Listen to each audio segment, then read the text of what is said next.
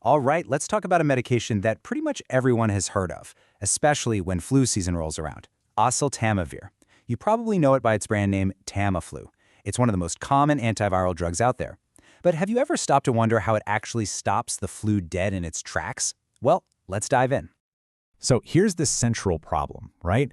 Once the flu virus gets into your body, it's not just hanging out, it's already inside your cells using your own biological machinery as little virus-making factories. The enemy is already inside the castle. So how on earth do you fight it then? That is the exact problem oseltamivir was designed to solve. To really get how the solution works, we've got to understand the problem. And the flu virus, well, it has a really clever strategy for spreading. It's a master of making copies of itself, for sure, but the real genius is in how it breaks out to infect all the other cells. I want you to picture this. A single flu virus gets into one of the cells in your lungs. It then hijacks that cell and forces it to build thousands and thousands of new little virus particles. These new viruses then start to bud from the cell's surface, all ready to launch an attack on your other healthy cells. But there's a catch. They're stuck. And this is where we get to the heart of the strategy. If these brand new viruses are stuck to the outside of the cell that just made them, they can't go anywhere. They can't spread the infection. They need a very special tool to cut themselves free. So if we can find a way to disable that tool, we can trap the virus right where it is. Okay, let's meet the main target of our story, a protein on the virus called neuraminidase. The absolute best way to think about this thing is as a pair of molecular scissors. Its entire job, its whole purpose for existing, is to snip the cord that tethers the new viruses to the cell surface. Without that snip, the great escape is a total failure. So the virus's whole game plan is this four-step process. The new virus buds out, it's attached, and then here comes the critical moment, the snip. Neuraminidase comes in, cuts the connection, and poof, the virus is free to go find a new cell to invade. This crazy fast cycle is what makes you feel so sick so fast. And this is where oseltamivir makes its grand entrance. It's what we call a neuraminidase inhibitor. Basically, its chemical structure is designed to fit perfectly into those molecular scissors, but in a way that blocks them completely. It's literally like shoving a piece of gum into the blades. They're jammed. Done. The result of this is so simple, but it's incredibly powerful. With the scissors jammed, the new viruses are trapped. They're just stuck in these big clumps on the surface of the cell that made them, totally unable to break free. This brilliant little move contains the infection and gives your immune system a much-needed chance to catch up and clear everything out.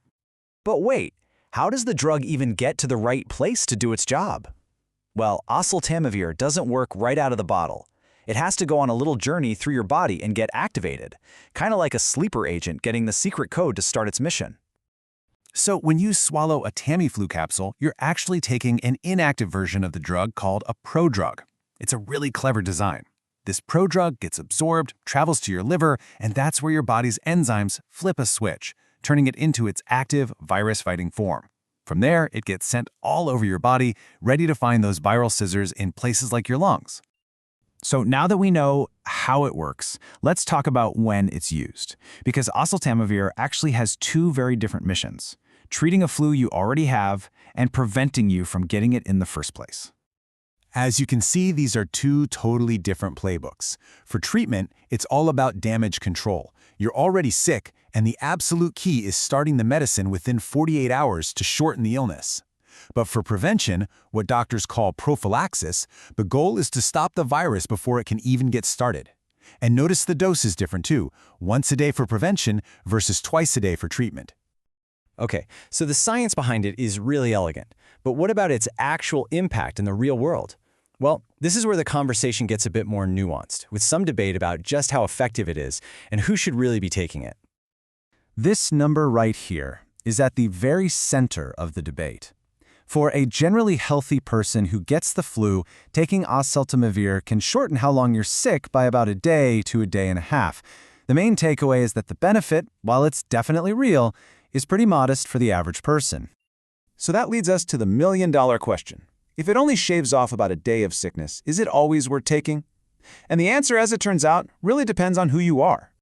See, for these groups, the flu isn't just a miserable week in bed. It can lead to really serious complications, things like pneumonia or even hospitalization. For these people, shortening the illness by a day and making it less severe isn't a modest benefit at all. It can be an absolutely critical intervention that prevents a much, much worse outcome. Of course, like pretty much any medication, it can have side effects. The most common ones, by far, are nausea and vomiting. But the good news is the fix is often really simple. Just taking the pill with food can make a huge difference and reduce that stomach upset. So, what's the final verdict here? What's the big takeaway?